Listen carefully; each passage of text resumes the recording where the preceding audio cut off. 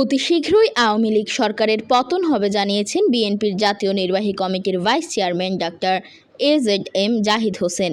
তিনি বলেন, সরকার সাধারণ মানুষের সাথে প্রতারণা করেছেন। ক্ষমতায় যাওয়ার আগে সাধারণ মানুষকে কথা দিয়েছিল 10 টাকা কেজি চাল খাওয়াবে, বিনামূল্যে সার দিবে। আর চাল ও সারসহ নিত্য প্রয়োজনীয় দ্রব্যমূল্য সাধারণ মানুষের ক্রয় ক্ষমতার বাইরে চলে গেছে।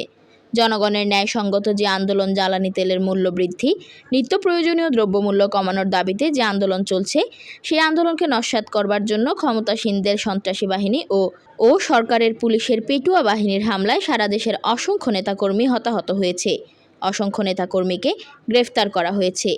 শুক্রবার বিকেলে বিএনপির 44তম প্রতিষ্ঠাবার্ষিকী উপলক্ষে সিলেট মহানগর বিএনপির উদ্যোগে র্যালি পরবর্তী আয়োজিত সমাবেশে প্রধান অতিথির বক্তব্যে তিনি এসব কথা বলেন।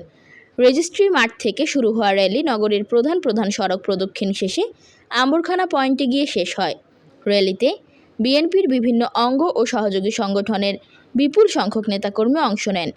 সিলেট মহানগর বিএনপির আহ্বায়ক আব্দুল কাইয়ুম জালালী পঙ্কির সভাপতিত্বে সদস্য সচিব মিফতা সিদ্দিক ও যুগ্ম আহ্বায়ক রেজাউল হাসান কয়েস লোদির যৌথ পরিচালনায় সমাবেশে প্রধান বক্তা ছিলেন বিএনপি চেয়ারপারসনের উপদেষ্টা খন্দকার আব্দুল মুক্তাদির।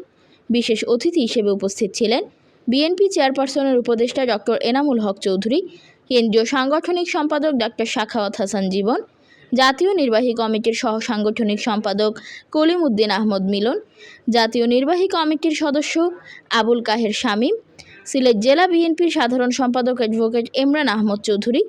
এ সময় অন্যদের মাঝে উপস্থিত ছিলেন সিলেট মহানগর বিএনপির সাবেক সভাপতি নাসিম হোসেন, মহানগর বিএনপির যুগ্ম আহ্বায়ক হুমায়ুন কবির শাহিন, ফরহাদ চৌধুরী শামীম, জিয়াউল গনি আরেফিন জিল্লুর প্রমুখ। এর আগে নগরীর রেজিস্ট্রি মাঠে নারায়ণগঞ্জে বিএনপির প্রতিষ্ঠাবার্ষিকীর কর্মসূচি চলাকালে অতর্কিত হামলায় নিহত যুবদল নেতা রাজ আহমেদ শাওনের গায়েবানা জানাজা আদায় করা হয়।